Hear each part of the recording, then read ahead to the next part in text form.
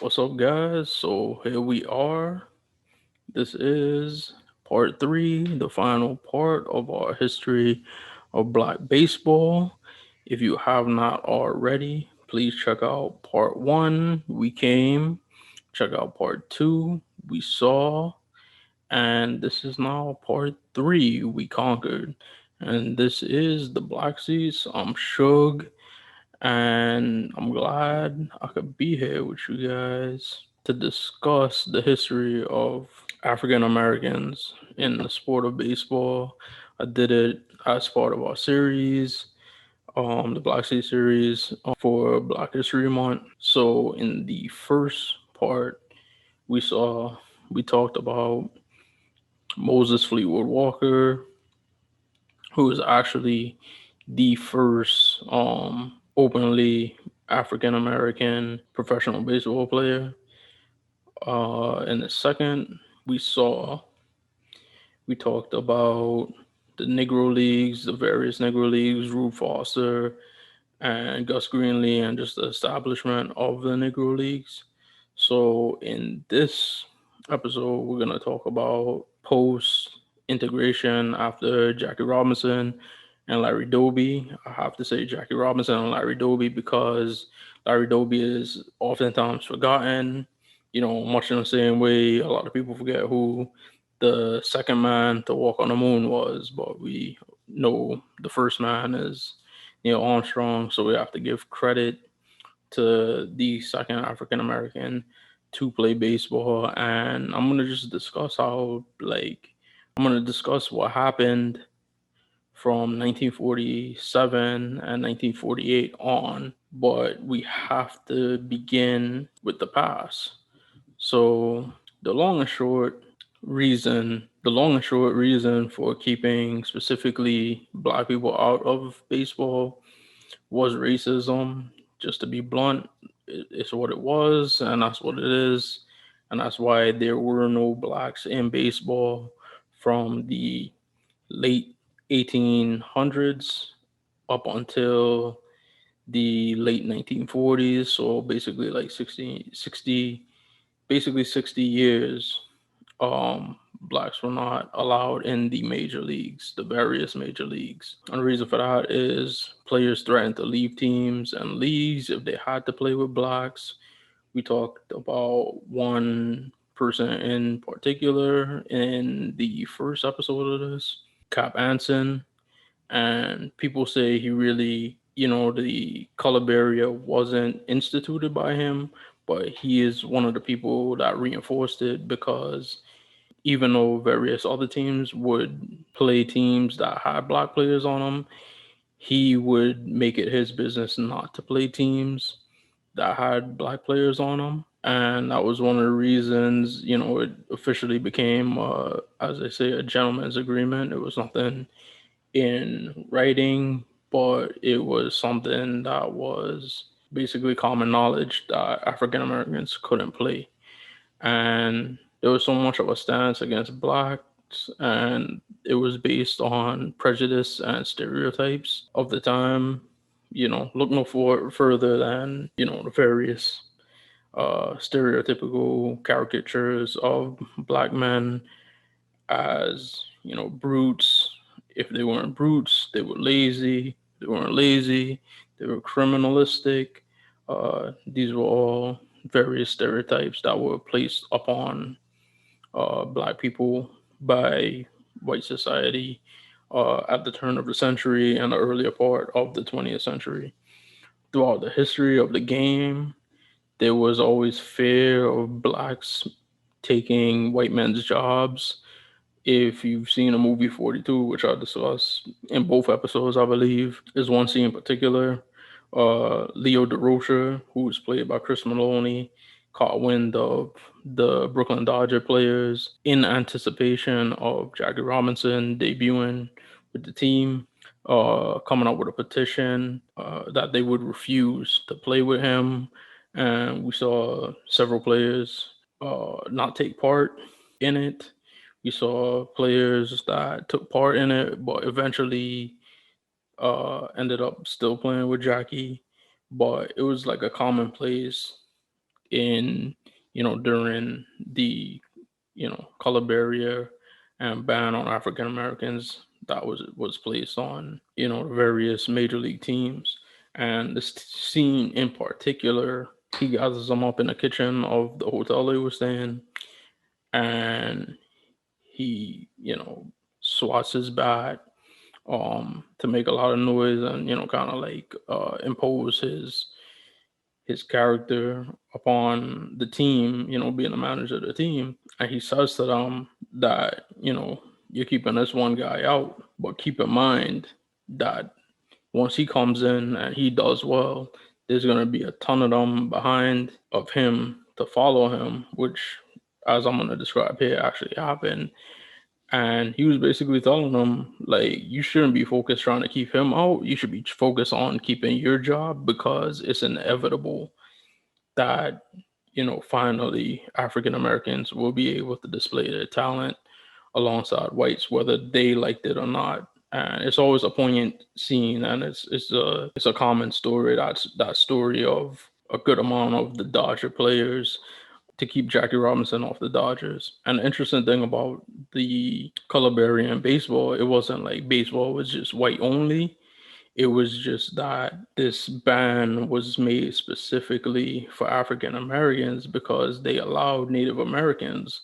One of the most famous was Chief Bender, who played with the Philadelphia Athletics um, in the 1910s. And because Native Americans were allowed to play, and obviously Native Americans have dark skinned, a lot of people in the major leagues attempted to sign black players but disguise them as Native Americans. And one instance was John Mcgraw. He signed Charles Grant and he presented him as Charlie Takohama in 1901. And he let him try out for the Baltimore Orioles, but it actually was squashed because at his tryout, friends of his who were black, probably darker than him, came to support him, and it actually outed him as being an African American. So he never got that opportunity to play with the Baltimore Orioles. And John Mcgraw, who of course eventually became a Hall of Fame manager slash owner, executive with the New York Giants in the earlier part of the last century. And Jimmy Clarkson, he was Afro Canadian and he was of African American descent and Native American descent, and he briefly broke the color barrier playing games for the Oakland Oaks of the Pacific Coast League, but they rushed his baseball card out, which was a popular thing even back in those days. And one of his friends got a hold of a baseball card and let it slip that he was actually black and not, fully Native American, and he was promptly fired from the Oakland Oaks. And after these attempts at the Native American thing, other attempts might have been made with light-skinned Afro-Latino players from the Caribbean, mainly Cuba. But as soon as questions arose, like their teams would say they're white. And if you look up the term passing, it was very common for people of African American descent who were very, very, very light skinned or mixed race, but their skin happened to be very light, for them to pass themselves off as white Americans. John Mcgraw, when he died, his widow claimed to have found a list that he had of black players that he was interested in signing were the ban on African Americans to ever be lifted. But unfortunately, he died 13 years before Jackie Robinson's debut, and he retired 2 years prior to his death. MLB was integrated by Jackie Robinson and Larry Doby, and their respective success led to more blacks being signed into the major leagues. The Dodgers led the way with integration because within like 2 years, they added Roy Campanella, Don Newcomb to Jackie Robinson, and all of them eventually won the Dodgers' only championship in Brooklyn before they moved to Los Angeles in 1955. So they were all a part of, the lore of the Brooklyn Dodgers. The Boston Red Sox were the last team to integrate, and it was a problem that started at the top with their owner, Tom Yawkey, whose name has been in headlines recently as part of basically the push for racial equality and social justice that has been going on not only this past summer in 2020, but it really has been going on at the very least since the death of and the killing of Trayvon Martin in 2012.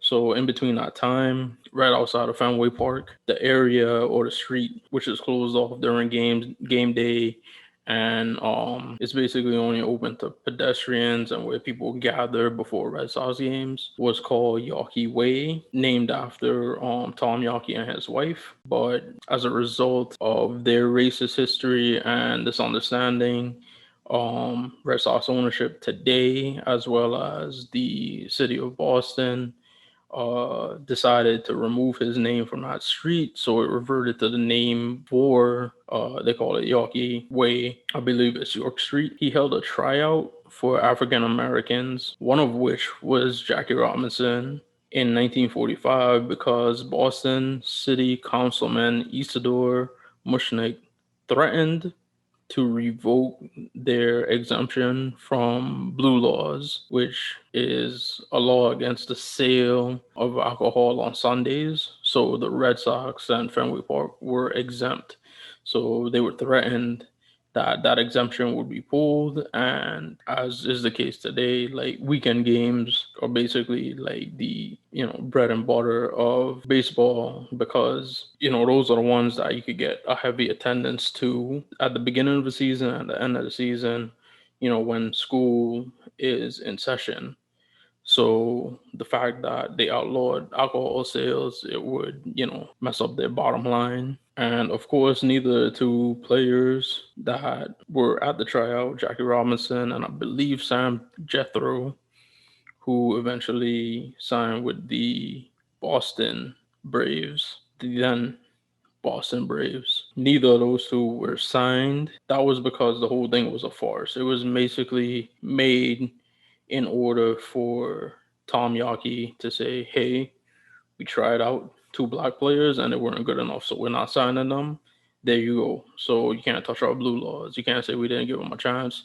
And it's crazy because it actually reminds me of Colin Kaepernick a few years ago when he was supposed to have a workout for NFL teams, and they basically wanted him to sign a waiver saying that they weren't held, he wouldn't sue if he weren't signed. And it's really, and that was his fear, and that's why he didn't want to sign that waiver, because he basically felt like people would send their lower level scouts and they would put whatever they want in the scouting reports and try to come up with all kind of different reasons as to not signing him, just so they could say he was given a shot, but it wasn't a fair shot. So this is basically what happened to Jackie Robinson and Sam Jethro. And Jackie Robinson said himself that Tom Yawkey was the most bigoted guy in baseball. So that's uh, you think of the time, and a lot of the stuff we discussed in the previous episode. To say if you're Jackie Robinson and you say he's, you know, the most bigoted guy or one of the most bigoted guys, like it's like saying like she's the like sexiest Victoria's Secret model. She's the best looking like Victoria's Secret model. So it's really like the bar is really high or low depending on your perspective for racism at that time. And speaking of racism, Robinson left the tryout feeling humiliated, and he was subject to racial epithets by spectators. And by spectators, I mean Red Sox management and ownership, because the tryouts were closed to the public. So the only people in the stands were people, um, the Red Sox higher ups, and they were yelling racial epithets or saying racial epithets to these guys trying out for the team. So again, that's another description of how fair of a shot they were given, quote unquote, unfair. The Red Sox were forced to integrate after being sued by the NAACP because they accused the Red Sox of having a no blacks allowed policy.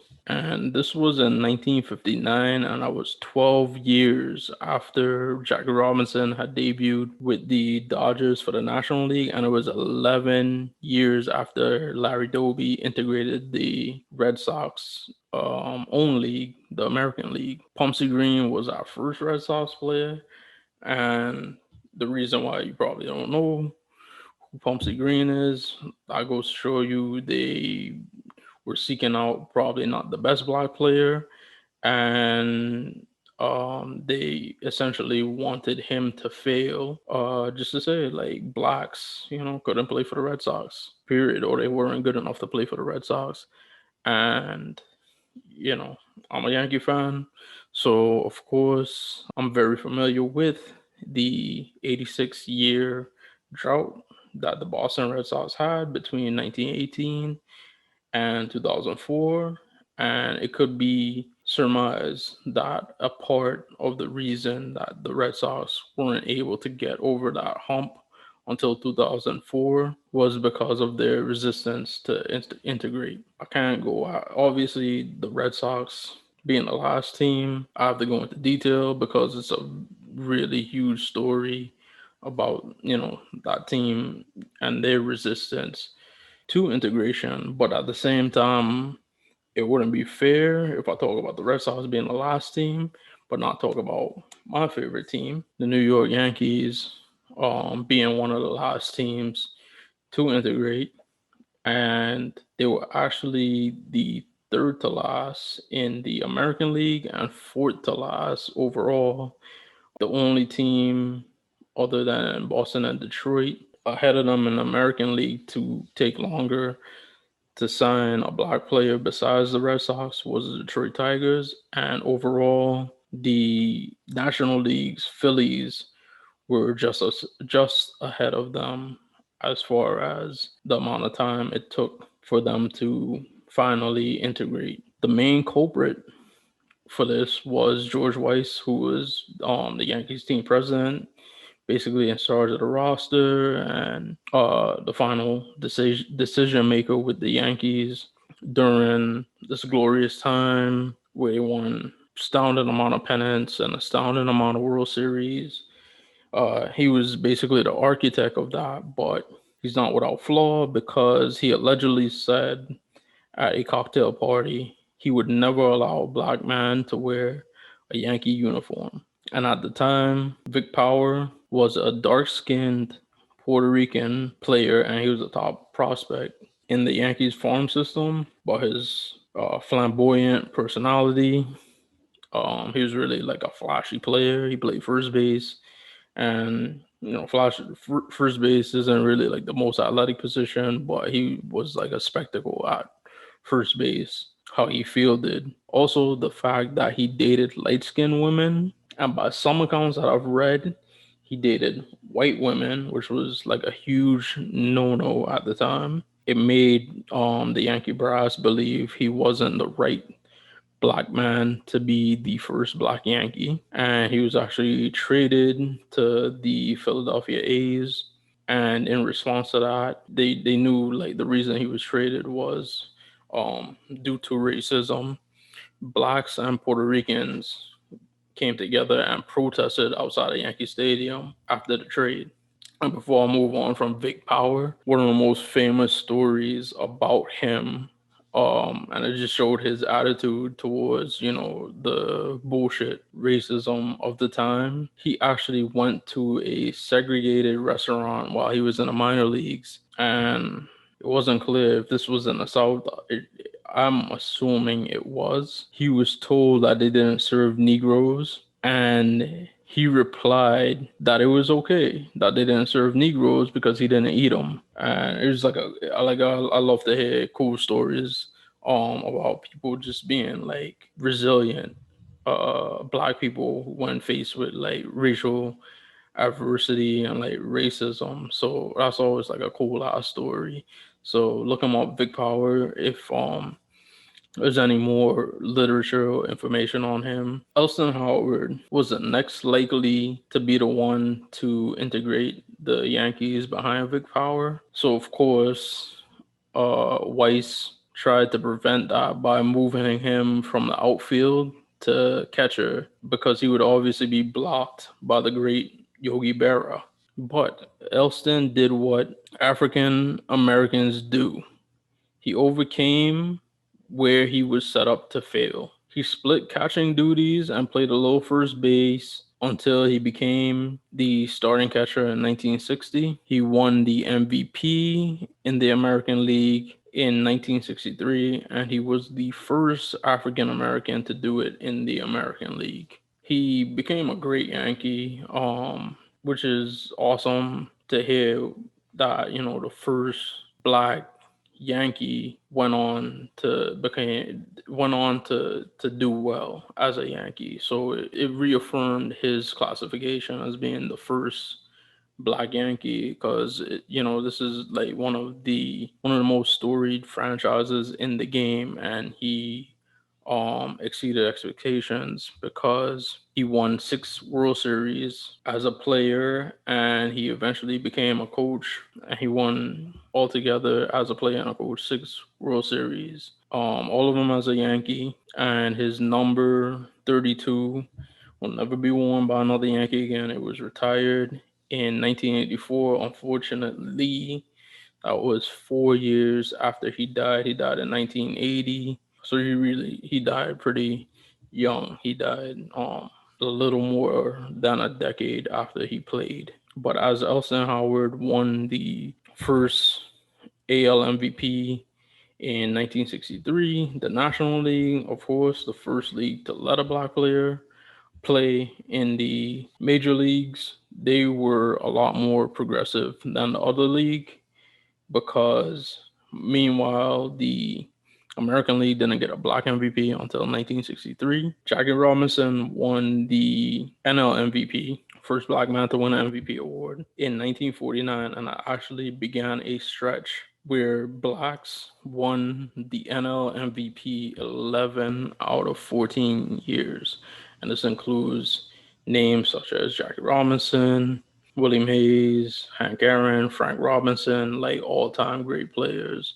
Another testament to how great black players were when given the opportunity that they had been denied for many decades before. Other highlights of integration included Satchel Paige finally being able to play in the major leagues, albeit at 42 years old. He won a World Series in 1948 with Larry Doby, Bill Veeck, and the Cleveland Indians. And he was actually like still effective, and he even in 1965 made an appearance for one inning at 59 years old, and is still the record for the oldest player to make an appearance in a major league game. And just how effective he was at 42 or in his 40s, it really begs the question: how great would he have been if he were given the opportunity to pitch in the major leagues during his prime, which was in the 1930s, where he dominated every single Negro League or Caribbean league that he played in. He just dominated as a pitcher. So it would have been crazy to see how he would have done against, Joe DiMaggio and Babe Ruth and all the great National League players of the time. But the downside of integration was the decline and the end of the Negro Leagues, which meant the end for a long time of black owners and executives in baseball, as well as field managers.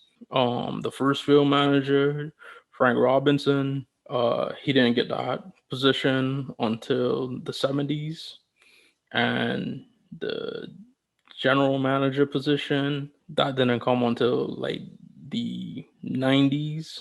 Bob Watson, who was an executive with the Yankees in the mid 90s, was actually the first black GM to win the World Series. The first black manager to win the World Series was Cito Gaston with the Toronto Blue Jays.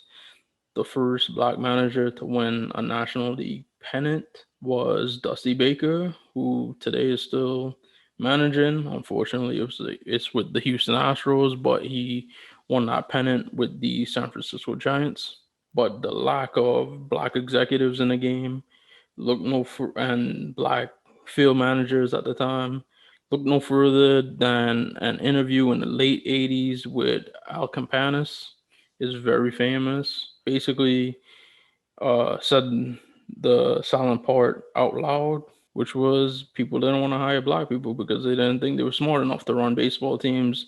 And as I've detailed with Gus Greenlee, Rue Foster, like clearly that wasn't the case. So it was basically, you know, going back to what I said, the main part for these color barriers is just racism and prejudice.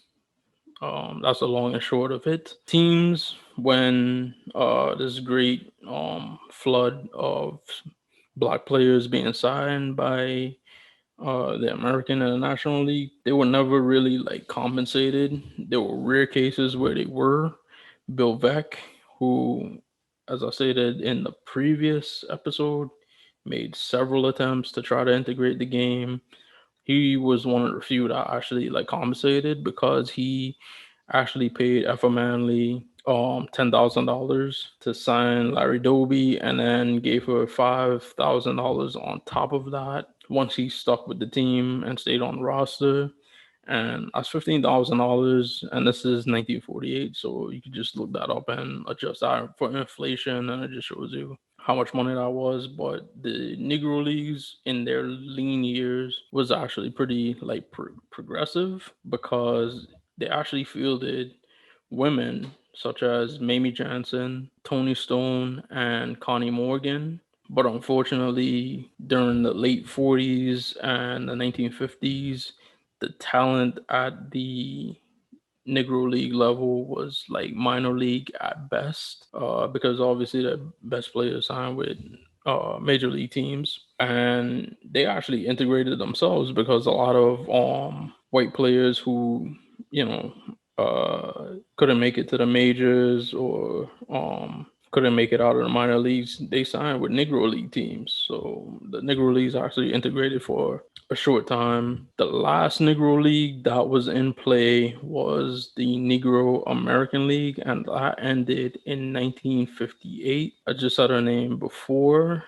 and I'm just gonna, before I end our episode here, I just want to talk about Effa Manley.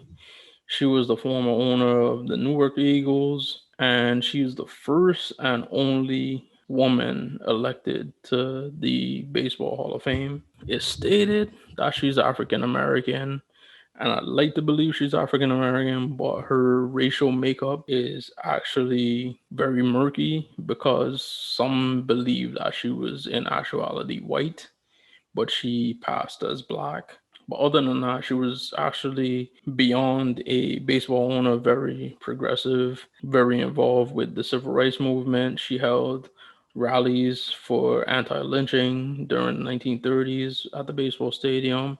She was very good at marketing and promoting. One of the things she did was have games where kids would get to go in for free. So she's a very influential woman. And one of these days where I could do more and more research, I'm hoping to do an episode of The Black Seats about Effa Manley. But I hope that we came, we saw, we conquered, that all of these episodes, you guys learned something that you never learned about the Negro Leagues. And me and my research doing this, I learned a lot of things about the Negro Leagues I did not know beforehand. So I'm glad to share this with you, and stay tuned for more episodes of The Black Seats. Thank you guys for watching. Of course, if you haven't seen the first two episodes, the links are on the bottom. I'm Suge. I'm out. Thank you.